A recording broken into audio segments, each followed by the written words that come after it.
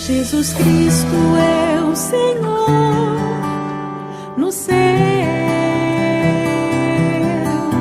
na terra y debaixo. Amados hermanos, que la gracia, que la paz de Dios nuestro Padre esté en el corazón de la iglesia, abundando cada día más. Cuando nosotros, como parte del cuerpo de Cristo, nos acercamos a su palabra, siempre debemos acercarnos con un fin y con un propósito bien definido. Y Dios, cuando dejó su palabra, también la dejó con un propósito y con un fin bien definido. Es necesario, pues, que como parte del cuerpo de Cristo, nosotros podamos percibir aquellas cosas que Dios quiere lograr a través de la predicación de la palabra. Es necesario que nosotros podamos percibir, aprender y practicar aquello que Dios nos quiere enseñar a través de las Sagradas Escrituras. En esta ocasión vamos a acercarnos a un texto de las Escrituras, a una epístola que escribió nuestro hermano Pablo por dirección del Espíritu Santo a una iglesia naciente, a una iglesia floreciente, que era la iglesia en Tesalónica. Con la iglesia en Tesalónica sucedieron aspectos muy particulares que van a enseñarnos a cada uno de nosotros y nos van a ayudar en nuestro proceso, en este peregrinar y en este caminar hacia la ciudad celestial. José Martínez tiene un libro muy importante que se llama Hermenéutica Bíblica. La hermenéutica es la ciencia que nos muestra las normas de interpretación de los textos. Y la Biblia, aunque es la palabra inspirada de Dios, también es un texto y tenemos que conocer la manera en cómo acercarnos a ella y cómo interpretar el texto. En este libro, José Martínez muestra al menos mínimo 4 aspectos que se deben tener en cuenta en el momento de interpretar los textos de la Biblia. Uno de ellos nos habla acerca de su fondo histórico. Otro nos habla acerca del contexto del libro y del contexto del capítulo que se va a interpretar. Otro nos habla acerca del análisis gramatical de las palabras, los verbos más importantes de cada oración. Y también, por último, nos dice una parte que se llama la actualización del texto, que lo que significa no es nada más que la aplicación de ese texto a la vida del cristiano. Estos 4 aspectos son muy importantes y cuando los tenemos en cuenta y nos acercamos al texto de la Biblia, podemos percibir de alguna manera, teniendo en cuenta estas cosas, lo rico que es la palabra de Dios y cómo ella nos puede beneficiar y nos puede ayudar a cada uno de nosotros como cristianos.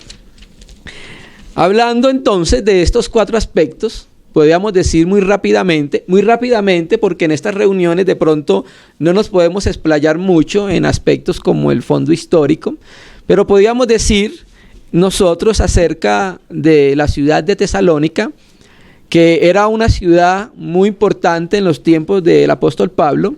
Grecia estaba dividido en 2 regiones, que era la región de Acaya, la región de Macedonia, y Tesalónica era la capital, una de las capitales de la ciudad, de la región de Macedonia. Esta ciudad era una de las ciudades grandes del tiempo de los apóstoles. Era una ciudad que tenía mínimo 200,000 habitantes, y en los tiempos del Nuevo Testamento era una ciudad bastante considerable. Era una ciudad muy cerca a la ciudad de Berea. Por eso cuando vemos los viajes apostólicos, vemos que después de pasar por ahí, pasaron por Berea. Quedaba 64 kilómetros de Berea y quedaba 160 kilómetros de Filipos, que fue la primera ciudad en Europa donde se pudo establecer un candelero bíblico.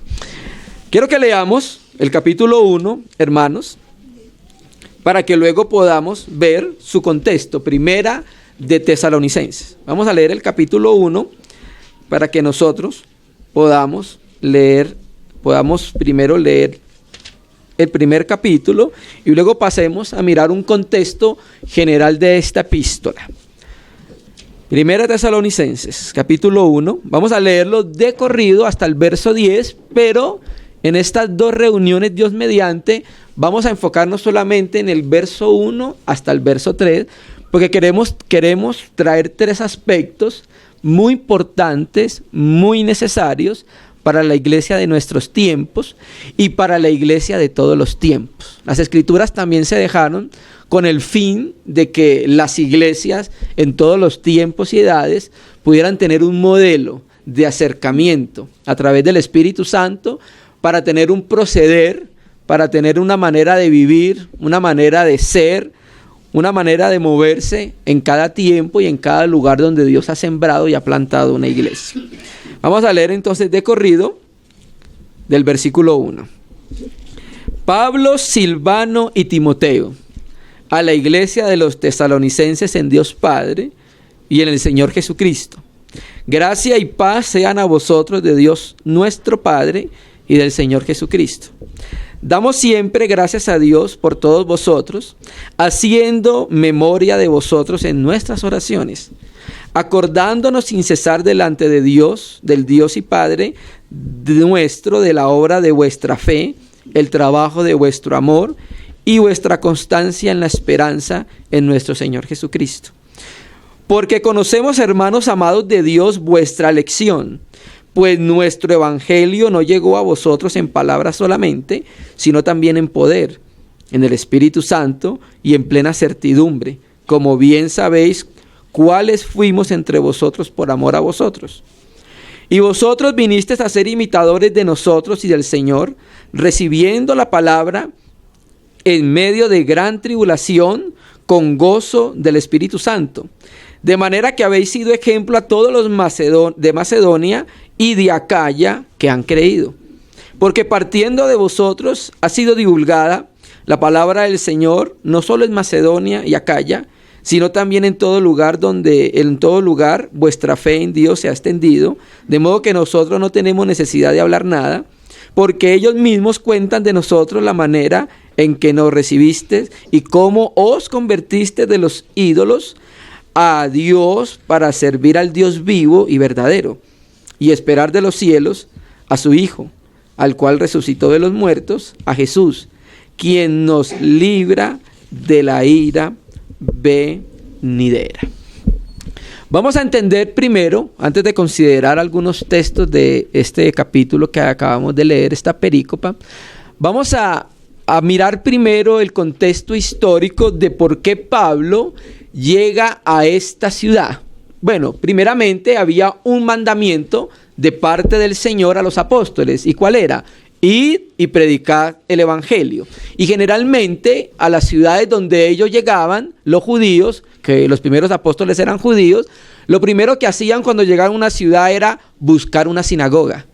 Inmediatamente los apóstoles establecían donde había una sinagoga y se iban a predicar el evangelio en esa sinagoga, partiendo desde la ley de Moisés. Generalmente esto lo hacían porque el mandamiento de Jesucristo, ¿cuál fue? Id primeramente a las ovejas perdidas de la casa de Israel, ¿cierto? Pero hermanos, mire la sabiduría de Dios, del Espíritu Santo en el corazón del apóstol Pablo. Generalmente cuando se iba a las sinagogas a predicar el evangelio, en las sinagogas había un ambiente que iba a ayudar mucho a las iglesias nacientes. ¿Sabe cuál era el ambiente? Que generalmente los judíos o los gentiles temerosos de Dios que asistían a la sinagoga conocían la Biblia. En este caso, cuando me estoy refiriendo a la Biblia, me estoy refiriendo a la ley, que es lo que se tenía en ese momento. Entonces, ellos conocían, cuando Pablo predicaba en la sinagoga, muchas personas se convertían a Jesucristo. Y eso era favorable para la iglesia naciente en aquella ciudad, cualquiera que fuese la ciudad, porque iban a tener personas que ya conocían la ley, que ya conocían la palabra de Dios, y eso iba a ser muy importante en el desarrollo del crecimiento de esa iglesia, porque las personas que Pablo iba a dejar, porque generalmente el trabajo de Pablo era llegar a una ciudad, ir a una sinagoga, cuando no había sinagoga, iba a los lugares más importantes concurridos por las personas, dejaba personas encargadas de la administración de la iglesia, y cuando había sinagogas y salían creyentes de la sinagoga, generalmente eran personas que conocían la ley. Y ese conocimiento de la ley, esa revelación de la ley acerca de Jesús como el Mesías, iba a ayudar e iba a beneficiar a esa iglesia que estaban haciendo en este momento. Entonces, ¿por qué se da el testimonio bíblico de una iglesia bíblica en la ciudad de Tesalónica? Pablo tenía la encomienda de predicar, tenía un grupo de hermanos que trabajaban, colaboraban con él, y en eso ellos tenían un sentir de ir a Asia. Y el Espíritu Santo le ha prohibido a Pablo ir a Asia y los ha enviado a otro lugar. Entonces vamos a mirar este contexto de cómo nace esta iglesia, para ubicarnos entonces siguiendo las normas de interpretación. Hechos 16, vamos a leer solamente el verso, vamos a leerlo desde el 6 hasta el versículo 9. Hechos 16, versículo 9. Este hace parte del segundo viaje apostólico del apóstol, su segunda salida apostólica. Hechos 16, verso 6. Y atravesando Frigia y la provincia de Galacia, les fue prohibido por el Espíritu Santo hablar la palabra en Asia. Y cuando llegaron a Misia, intentaron ir a Bitinia, pero el Espíritu no se los permitió. Y pasando junto a Misia, descendieron a Troas. Y se le mostró a Pablo en una visión de noche un varón macedonio.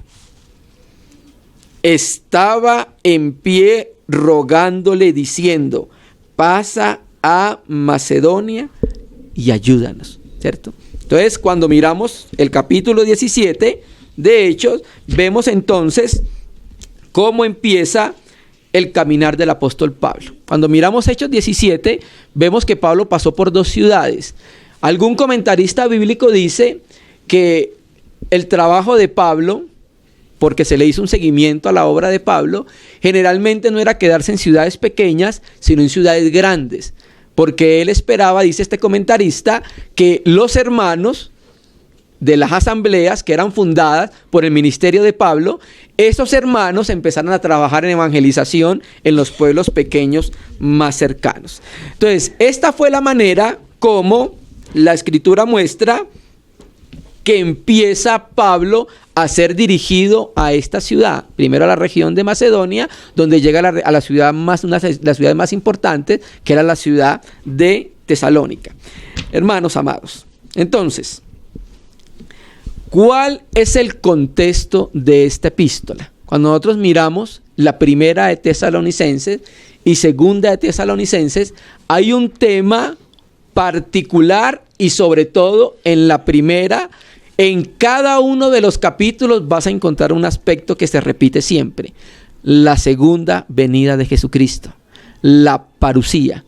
Y si pasamos al segundo capítulo de Tesalonicenses, también vas a encontrar que el tema primordial es la parusía de Jesucristo. Ahora, ¿qué buscaba el apóstol hablando y escribiendo a los hermanos en Tesalónica acerca de la venida de Jesucristo? Lo que buscaba el apóstol Pablo, el Espíritu Santo, con esta epístola, estamos viendo el contexto, era que los tesalónicos, en espera de la venida del Señor, empezara eso a producir vidas santas y vidas piadosas. Eso estaba produciendo en el corazón de los tesalónicos que en procura de la venida pronta de Jesucristo, los tesalónicos empezaran a mirar al cielo y empezaran a vivir vidas acorde a su llamamiento, ¿cierto? Entonces, cuando miramos nosotros, vemos que ese es uno de los contextos más importantes de esta epístola.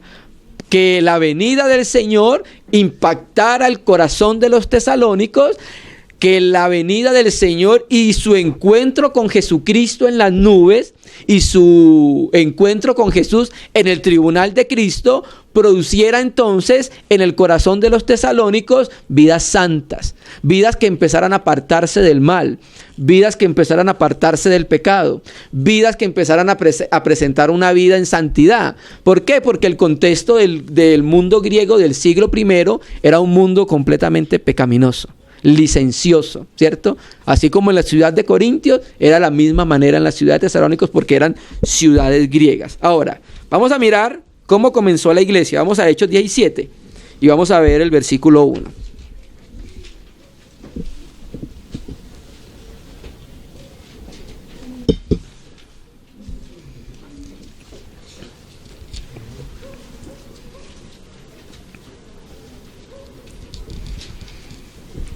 Hechos 17, versículo 1. Ya miramos entonces el 16, cómo un macedonio en una visión le dice a Pablo, ven, ayúdanos, ¿cierto? Ahora vamos a mirar cómo empezó la iglesia en Tesalónica. Hechos 17, 1. Vamos a leerlo del 1 hasta el versículo 9.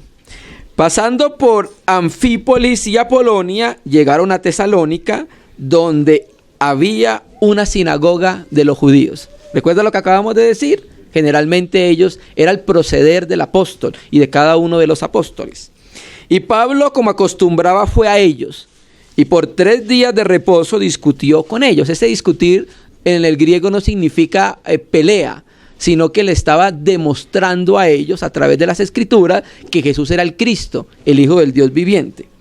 Declarando y exponiendo por medio de las escrituras que era necesario que el Cristo padeciese y resucitase de los muertos, y que Jesús, a quien yo os anuncio, decía él, es el Cristo. Y algunos de ellos creyeron y se juntaron con Pablo y con Silas, de los griegos piadosos gran número, y mujeres nobles no pocas.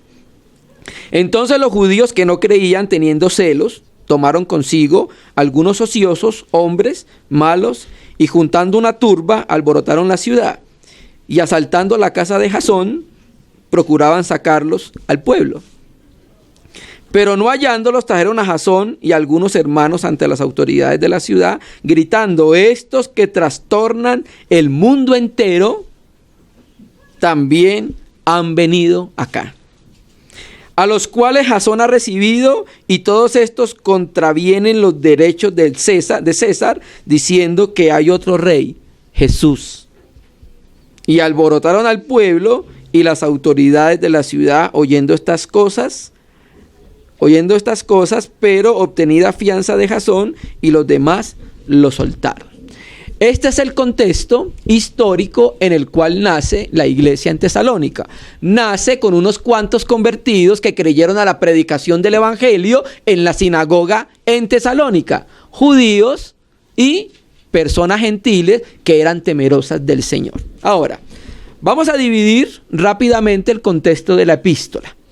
Del capítulo 1 al versículo 1 nos habla a nosotros del anterior ministerio de Pablo entre los gentiles. Del capítulo 2, ahí nos habla cómo los tesalonicenses, a través de la predicación, se volvieron de los ídolos a adorar al Dios verdadero. El segundo, del capítulo 2, 1 al versículo 22, nos muestra el anterior ministerio de Pablo en las vidas de los tesalónicos, mostrándole la transparencia de su ministerio, porque había algunas personas que estaban acusando falsamente al apóstol Pablo, y en estos versículos Pablo presenta una breve defensa de su ministerio y su apostolado.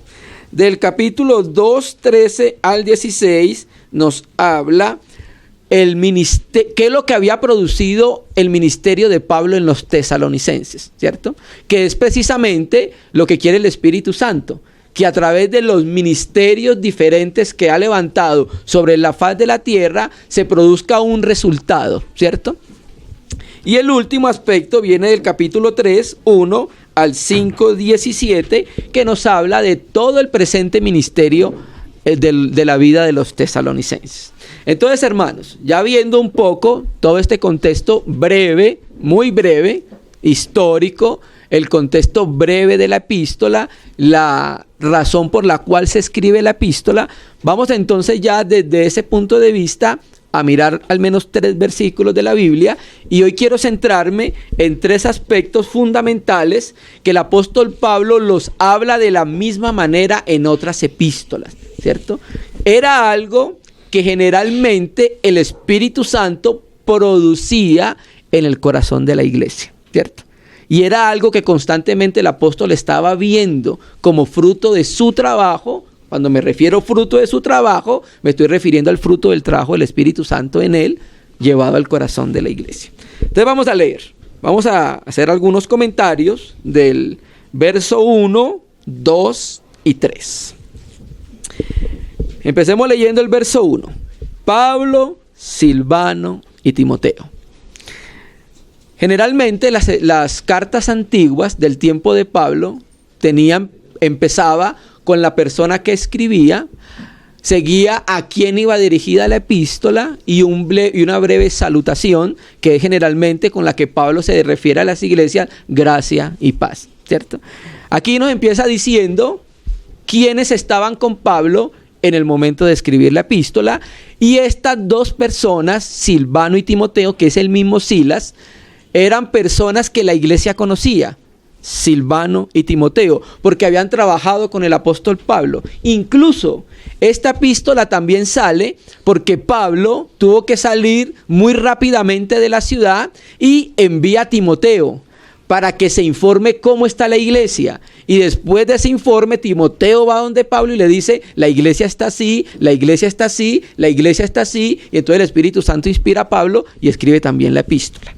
Entonces tenemos acá a las personas que habían trabajado en medio de la asamblea: Pablo, Silvano y Timoteo. ¿A quién le escribe? A la iglesia de los tesalonicenses. Hermanos, todos hemos conocido la raíz griega de la palabra iglesia, eclesía, eclesis o kaleo, que significa llamar.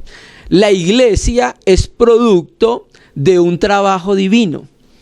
Para que alguien haga parte de la iglesia, debe tener el Espíritu Santo. Aquel que tiene el Espíritu Santo hace parte del cuerpo de Cristo, hace parte de la iglesia de Dios, ¿cierto? Pero para que una persona haga parte de la iglesia es porque Dios intervino, es una intervención divina. ¿Cómo? Enviando a su Hijo de los cielos a morir por los pecados de los hombres, y a través de la obra de Jesucristo los hombres iban a recibir la bendición de Abraham. ¿Cuál era la bendición de Abraham? En tu simiente serán benditas las naciones de la tierra. ¿Cómo entendemos eso nosotros? Pablo nos lo explica muy claramente en la epístola a los Gálatas. Nos dice que la bendición de Abraham era el recibimiento del Espíritu Santo en todo aquel que creyera en la obra de Jesucristo a través de la fe. Entonces la iglesia es un producto, una obra divina, ¿cierto? Para que una persona sea contada como iglesia es porque Dios hizo primeramente un proceso y esa persona pudiera ser depositaria del Espíritu Santo y pudiera ser contada como iglesia. Romanos, Pablo dice en Romanos: el que no tiene el Espíritu de Cristo no es de él. Entonces la iglesia es un producto del trabajo de Dios. Un trabajo divino, ¿cierto? Una iglesia que está ubicada ¿en qué ciudad? En la ciudad de Tesalónica. Esta ciudad se le colocó ese nombre porque era el nombre de la hija del rey Filipo, medio hermana de Alejandro Magno. Se llamaba así, Tesalónica, la mujer, año 315 a.C. Hoy se llama Salónica, en la misma ubicación. Entonces Dios plantó una iglesia en una ciudad, ¿cierto? Y es muy importante lo que dice Pablo con esta preposición: a la iglesia de los tesalonicenses en Dios Padre y en el Señor Jesucristo, ¿cierto? Vemos entonces que la iglesia es un producto de la Trinidad. Es una intervención donde el Padre escoge desde la eternidad, ¿cierto?, donde el Hijo viene a redimir y donde el Espíritu Santo viene a aplicar la obra que ha sido hecha por el Señor Jesucristo en una elección del Padre. Entonces, hermano, es muy importante que entendamos en dónde está la iglesia. Sí, la iglesia está ubicada en la ciudad de Ciudad Bolívar, ¿cierto? Pero la iglesia está primeramente en Dios. La iglesia primeramente está en Cristo, ¿cierto? En Dios Padre y en el Señor Jesucristo. Entonces la iglesia está fundada y sustentada en la propia Trinidad, ¿cierto? A la iglesia de los tesalonicenses en Dios Padre y en el Señor Jesucristo. Entonces viene el saludo: gracia y paz sean a vosotros, de Dios nuestro Padre y del Señor Jesucristo. Generalmente el manuscrito antiguo nos dice de Dios nuestro Padre y del Señor Jesucristo. Pero acá nos habla el apóstol Pablo un saludo que le envía a todas las iglesias. ¿Por qué Pablo siempre envía este saludo a todas las iglesias? Gracia y paz. Paz es una palabra en el griego que viene del hebreo shalom, paz, que era un saludo muy natural de los judíos. La gracia, hay muchas definiciones de la gracia, ¿cierto? Usted lee muy buenos libros, buenos comentarios y nos dan definiciones muy claras acerca de la gracia. La gracia es la bondad inmerecida de Dios hacia los hombres que no se lo merecen, ¿cierto? Pero también sabe qué es la gracia, hermano, cuando usted empieza a buscar la palabra gracia en la Biblia y siempre va a encontrar algo. La gracia es el amor de Dios en descenso. Quiere decir entonces que es el encuentro de Dios hacia el hombre en la condición en que el hombre está. Nosotros somos salvos por gracia, ¿cierto? O sea, Dios va al encuentro del hombre para salvarlo a través de su gracia, ¿cierto? Entonces la gracia es el amor en descenso buscando al hombre que estaba perdido. Es Dios haciendo algo por el hombre sin el hombre merecérselo, ¿cierto? Entonces todas las iglesias necesitamos entender la gracia del Señor y necesitamos vivir en su paz también, ¿cierto? La paz, cuando miramos la Biblia, tiene como dos aspectos en los cuales la paz va, ¿cierto? Jesús nos dejó una paz con Dios. ¿Cómo Jesús nos dejó una paz con Dios? Romanos 5:1. Justificados pues por la fe, o habiendo sido declarados justos por la fe, tenemos paz para con Dios mediante. O sea que el que logró la paz entre Dios y nosotros fue Jesucristo, ¿cierto? Entonces nosotros tenemos la paz que Dios logró en la cruz, porque Dios y nosotros estábamos enemistados. Entonces Jesucristo logró unirnos a través de su obra. Esa es la paz que Él nos dejó. Pero también hay una paz que nosotros, esa es una paz en relación con Dios, pero también hay otra paz en relación con la experiencia de la paz. Mi paz os dejo. Entonces nosotros tenemos que aprender a poder vivir en la experiencia de la paz que Él nos dejó. Nos dejó paz con Dios, claro que sí. Estábamos enemistados con el Señor y nos dio paz con Él a través de su obra. Pero también debemos aprender a vivir en la esfera de la paz, ¿cierto? La paz que es propia de Él. Y Él nos explica muy claramente cómo es la paz que Él nos da, ¿cierto? Listo. Gracia y paz a vosotros de Dios nuestro Padre y del Señor Jesucristo. Entonces, vamos a pasar al versículo 2.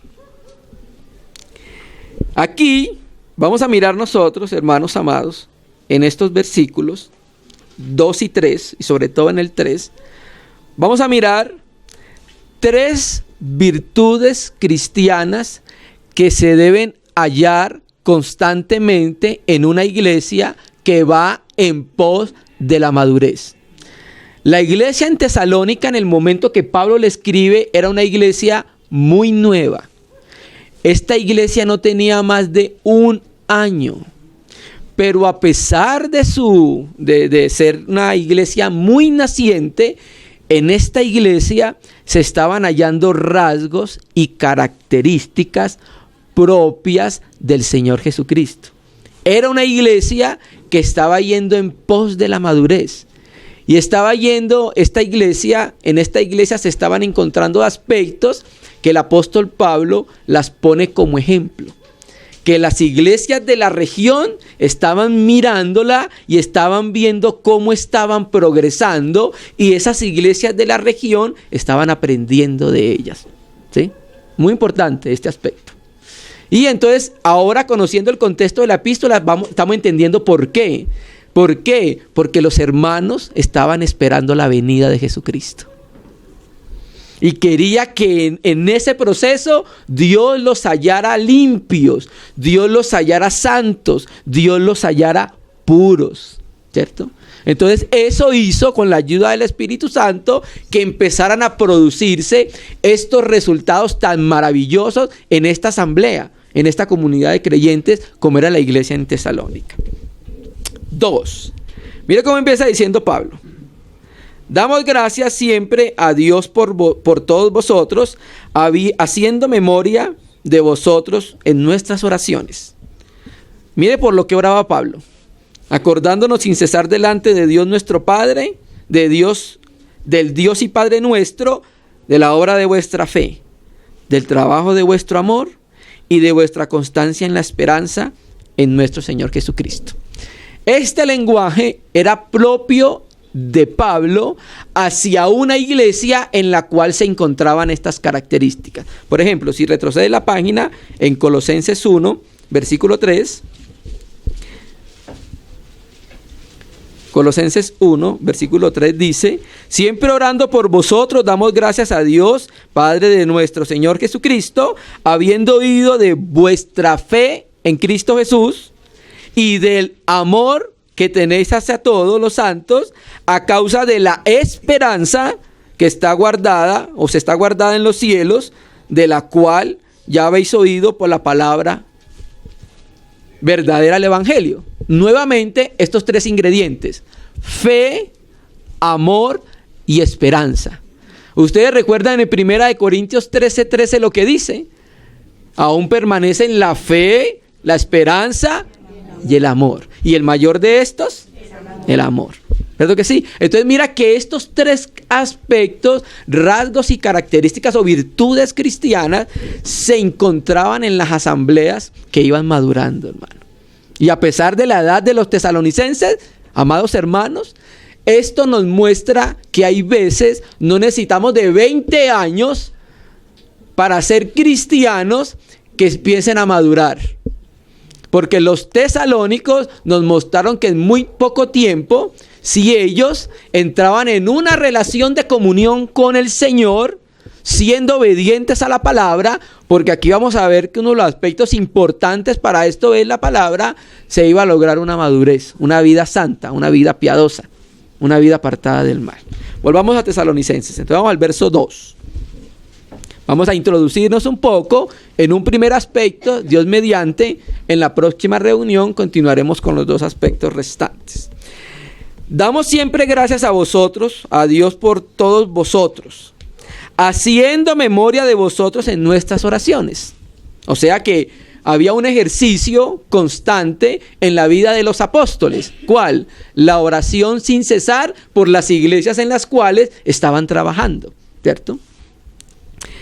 Mire, acordándonos sin cesar delante del Dios y Padre nuestro, de uno. ¿De qué se acordaban? La obra de vuestra fe. Lo primero, la obra de nuestra fe. Si queremos ver que hay una vida cristiana auténtica, esta vida cristiana se va a caracterizar por la obra de la fe, por el trabajo del amor y por la constancia en la esperanza, como dice el versículo 3, ¿cierto? Entonces, hermanos, vamos a mirar estos tres aspectos muy importantes para la iglesia. Vamos a mirar el primero, la obra de vuestra fe. Alguien pensaría, ¿la fe debe tener obras? ¿Cierto? Porque generalmente decimos que nosotros somos salvos por fe, sin obras, ¿sí? Y eso es lo que dice la Biblia. Nosotros somos salvos por fe, sin obra. Pero, amados hermanos, somos salvos para obras. Somos salvos por la fe para obras, ¿cierto? Cuando nosotros miramos en las Escrituras, vemos que las obras son el fruto de la fe. Una persona, una asamblea, tiene obras como fruto de la fe. Y si la asamblea y los cristianos no tienen obras, quiere decir que hay un problema con la fe. ¿Qué pasa con esa fe? Es una fe que está muerta en sí misma. Leámoslo como lo dice Santiago. Vamos a Santiago Jacobo, capítulo 1, verso, ya le voy a decir, hermanos. No, capítulo 2. Vamos a leer el verso 17.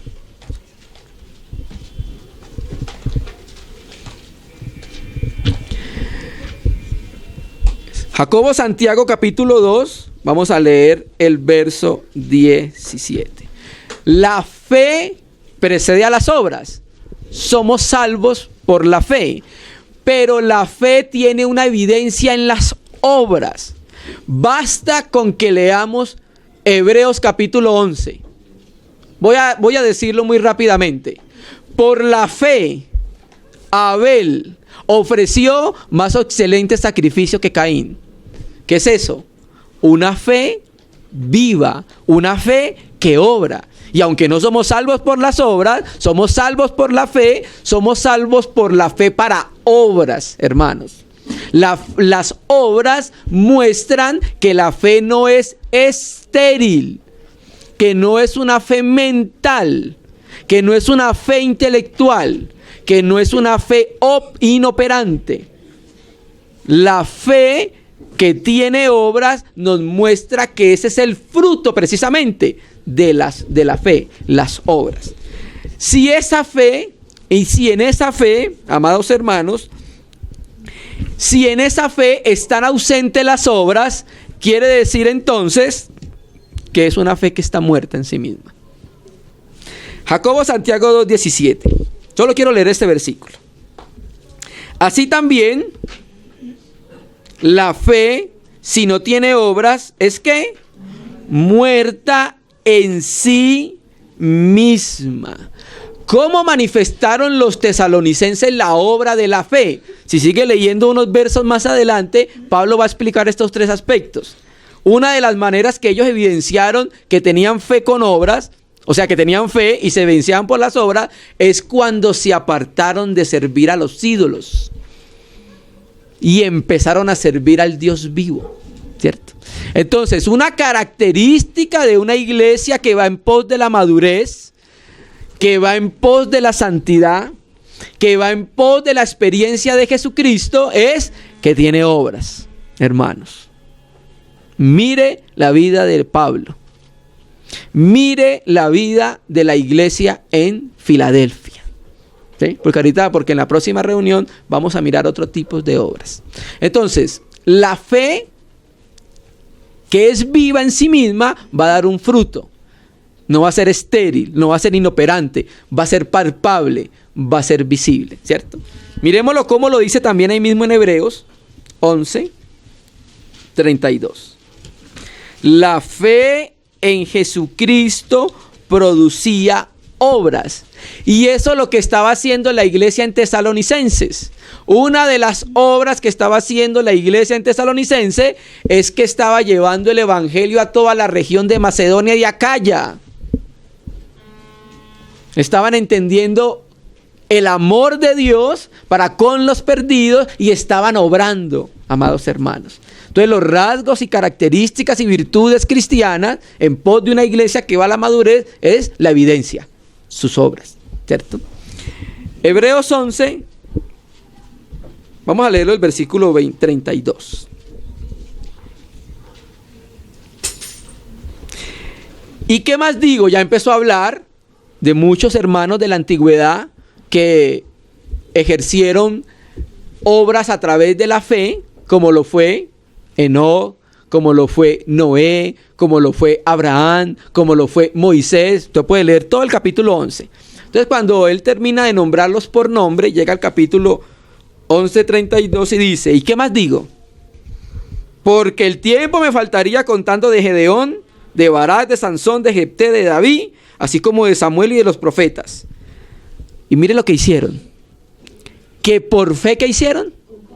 Okay. La fe de estos hombres era una fe que tenía frutos. No era una fe inoperante, amados hermanos. Entonces la iglesia en Tesalónica se caracterizó porque tenía obras de fe. Y Pablo alaba a través del Espíritu Santo a esa iglesia y siempre se acordaba de la obra de ellos, de la obra de su fe, que su fe le iba a dar como fruto ciertas obras que la caracterizaban a ella. Y Pablo coloca a esta iglesia como ejemplo para que nosotros sigamos el mismo camino, estas mismas pisadas, ¿cierto? Dice que por fe conquistaron reinos. ¿Por qué conquistaron reinos? Por fe. O sea, una fe operante. Por fe, ¿qué más hicieron? Justicia. Por fe alcanzaron promesas. Por fe taparon boca de leones. por fe apagaron fuegos impetuosos, por fe evitaron filo de la espada, por fe sacaron fuerzas de la debilidad, por fe se hicieron fuertes en la batalla, por fe pusieron en fuga a ejércitos extranjeros, ¿cierto? Entonces, una fe que es viva tiene un fruto, tiene una manifestación, tiene una manera de ser evidenciada, ¿cierto? Y en este caso es que va a tener obras, ¿cierto? Ahora, estas obras, amados hermanos, debemos también ser conscientes de que son obras que han sido producidas, son producto de la comunión íntima de la iglesia con el Señor, de la dirección de la cabeza hacia el cuerpo. Yo recuerdo hace muchos años que yo iba en un bus en la ciudad donde vivía, en Barranquilla, hace como 15 años, y entonces se montó un hermano a evangelizar. Yo estaba en la parte de atrás y se montó por atrás, y el hombre se montó, y entonces casualmente llegó donde yo estaba sentado, pero el hombre estaba muy agitado, no había paz, no había tranquilidad en su corazón. Y vengo a hacer la obra de Dios, pero venía a hacer la obra de Dios desde las fuerzas naturales del hombre, como porque debe hacerlo, como no nacido del corazón. Y entonces uno empieza a evidenciar cuando las obras también son producto del Espíritu Santo. Porque cuando vamos a mirar en la próxima reunión, hay también algunas obras que no llevan el sello del Espíritu Santo, ¿sí? En este hombre yo no encontraba el fruto del Espíritu Santo para hacer esa obra que se debe hacer. Porque la evangelización se debe hacer, se debe evangelizar. Dios no va a descender del trono, por decirlo así, para evangelizar a cada uno de los hombres sobre la faz de la tierra. El Señor nos lo dijo muy claro a través de Juan. Cuando venga el Espíritu Santo, Él iba a hacer un trabajo. Convencería al mundo de pecado, de justicia y de juicio. Bueno, mundo, usted está en pecado. Si no se arrepiente de su pecado, va a haber un juicio para ustedes. Pero si usted, mundo, se arrepiente de su pecado, va a haber una justicia en Cristo Jesús para ustedes. ¿A través de quién el Espíritu Santo iba a hacer ese trabajo? A través de la iglesia. O sea que una de las obras de la iglesia es la evangelización. Y a través de esa obra se arrancan personas de las garras del infierno para trasladarlas al reino de su Hijo amado. Y a través de esa obra el reino de Dios en una ciudad se va extendiendo. Y a través de esa obra la luz va alcanzando y afectando a muchas más personas, hermano. ¿Se me entiendes? Pablo lo sabía. Por eso Pablo, cuando llegaba a cada iglesia, a cada ciudad, ¿qué era lo primero que hacía? Evangelizar. Era lo primero que el apóstol Pablo hacía. Porque para que haya iglesia deben haber personas con naturaleza nueva. Para eso hay que predicarles, para ponerle el fundamento que es Jesucristo, ¿cierto? Entonces, los tesalonicenses tenían obras de fe, amados hermanos, ¿sí? Ahora, vamos a mirar qué dice Pablo, cómo lo dice en Efesios capítulo 2. Hermanos, y uno de los aspectos también que José Martínez decía en su libro Hermenéutica que se deben tener en cuenta para la interpretación del texto era los pasajes paralelos, ¿cierto? La Biblia tiene textos complementarios que son también importantes en el momento de la interpretación. Entonces, miramos que acá hay unas obras, pero vamos a mirar cómo Pablo se refiere a estas obras. Efesios capítulo 2, vamos a leer el versículo 10. Porque somos hechura suya, creados, y preste atención, en Cristo Jesús. Aquí entonces nos está hablando, nos está vinculando esta hechura con la obra de Jesucristo. Entonces aquí estamos hablando de la iglesia, del nuevo hombre. Entonces fuimos creados en Cristo Jesús, ¿para qué? Para buenas obras. Esta es la misma palabra griega ergón que se utiliza en la que acabamos de leer. Obras de fe, ergón pistis. Entonces aquí el apóstol Pablo nos dice que nosotros, como somos una nueva creación, fuimos creados para que expresáramos unas ciertas obras que son propias de un nuevo nacido, para que expresáramos obras que son propias de la nueva creación. Una persona que anda en una vida nueva tiene una expresión de vida, y eso se va a conocer por las obras en las cuales ella va a manifestar. Entonces, fuimos creados en Cristo, la iglesia, para buenas obras, las cuales, las buenas obras, Dios preparó de antemano, antes de nosotros ser creados, para que anduviésemos, ¿quién? En ellas. Presta atención, hermanos. Estas buenas obras se van percibiendo, se van conociendo a medida que el cristiano, cada uno de los creyentes, vamos conociendo la voluntad de Dios. A medida que el cristiano va conociendo la voluntad de Dios en una comunión íntima con Él, sabe en qué obras debe participar y sabe cuáles son las obras que el Espíritu Santo lo está dirigiendo a que haga, ¿cierto? Son obras que Dios preparó de antemano para que cada uno de los creyentes pudiésemos percibirlas a través de la comunión con Él, y cuando las conozcamos, entonces nos vamos a introducir con ellas. Y esas son las obras que dan fruto. Esas son las obras que dan fruto delante de nuestro Señor. ¿Recuerda lo que dice 2 Corintios 5:10? Porque es necesario que todos nosotros comparezcamos, o sea, estemos delante del juez, para que cada uno reciba conforme a lo que hizo estando en el cuerpo, ¿cierto? Sea bueno, sea malo. Y Jesucristo lo dice así en Apocalipsis: vengo pronto, y mi galardón conmigo para recompensar a cada uno según sea. Entonces, hermano, la iglesia sí tiene obras. ¿Por qué tiene obras? Porque tiene fe. Y la fe viva produce obras. ¿Cierto que sí?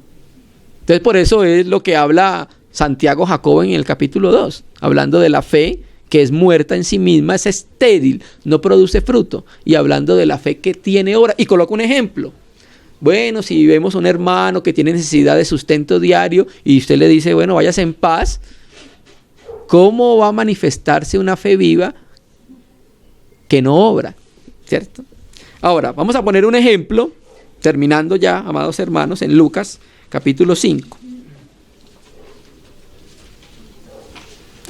Somos salvos para buenas obras, obras conforme a la voluntad de Dios. Entonces Pablo oraba al Señor acordándose de las obras que manifestaban los tesalonicenses, obras de fe, obras por fe, obras fruto de la fe. ¿Cierto? Después miraremos entonces el trabajo del amor y la constancia en la esperanza. Lucas 5, vamos a leer desde el verso 1. Aconteció que estando Jesús junto al lago de Genesaret, y el gentío se agolpaba sobre él para oír la palabra de Dios, y vio 2 barcas que estaban cerca de la orilla del lago, y los pescadores, habiendo descendido de ella, lavaban sus redes. Y entrando en una de aquellas barcas, la cual era de Simón, le rogó que la apartase de la tierra un poco, y sentándose enseñaba desde la barca a la multitud. 4. Cuando terminó de hablar, dijo a Simón: boga mar adentro y echa vuestras redes para pescar. Respondiendo Simón, le dijo: Maestro, toda la noche hemos estado trabajando y nada hemos... ¿Qué? Ok. Mas en tu palabra echaré la red, amados hermanos. Vemos entonces con este texto muy importante, nosotros como creyentes, vemos que la fe consiste en actuar conforme a la palabra de Dios, amados hermanos. Que nosotros debemos actuar en fe y obrar en fe conforme a la dirección del Espíritu Santo, a través de su palabra. Bueno, Señor, yo no he pescado nada, en toda la noche, hemos tirado la red, somos buenos pescadores, llevamos muchos años pescando, sabemos qué días se pueden pescar, qué días no se pueden pescar, en qué lado se pueden pescar y en qué lado no se pueden pescar. Pero en tu palabra, porque tú lo has dicho, en tu palabra, Señor, voy a echar la red. Vemos nosotros entonces esta fe que está basada en lo que Dios dice, no en lo que Dios no dice, hermano. Ese es el sustento de nuestra fe, en lo que Dios dice. ¿Por qué creemos nosotros que fueron creados los cielos y la tierra? Por fe. Creemos por fe que Dios ha dado testimonio de que Él nos dijo que creó los cielos y la tierra. Entonces nuestra fe también tiene un sustento, ¿cierto? La palabra de Dios. Entonces, por la palabra de Dios, los tesalonicenses, amados hermanos, lo vamos a mirar en la otra reunión, por la palabra de Dios, los tesalonicenses, ejerciendo fe en ella, empezaron a madurar muy prontamente, ¿sí? ¿Qué es lo que se espera de cada asamblea? El Espíritu Santo trabaja para producir asambleas maduras. Asambleas que den testimonio fielmente de Él. Asambleas que tengan obras de fe, trabajo de amor y que tengan una constancia en la esperanza. ¿En cuál esperanza? En la esperanza de la venida de Jesucristo. Y a causa de esa esperanza, eso llevó en parte por el Espíritu Santo la transformación de la vida de los tesalonicenses, amados hermanos, ¿cierto? Y aunque nosotros sabemos que Pablo aclaró en 2 de Tesalonicenses que la venida de Cristo no vendría sin que se manifestara el hombre de pecado, ¿cierto? Ya eso nos da una pauta muy clara. Eso no quiere decir que nosotros debemos descuidar nuestras vidas cristianas, de ninguna manera.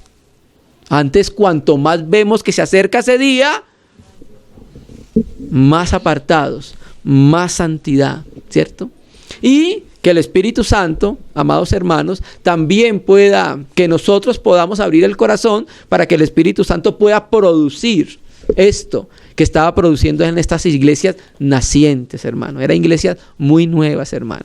Y en ellas Pablo ya estaba encontrando, y en estos primeros 10 versículos estaba recordando lo que había hallado en la iglesia en Tesalónica. Había hallado obras de fe, trabajo de amor y constancia en la esperanza, hermanos. Amén, hermanos. Entonces vamos a detenernos por ahora. Para Dios mediante, en la próxima reunión, vamos a ver estos 2 aspectos que también son muy importantes, hermano, que nos van a servir mucho en nuestra vida cristiana, hermano. Amén. Vamos entonces a parar y vamos a orar al Señor. Ao leão de Judá.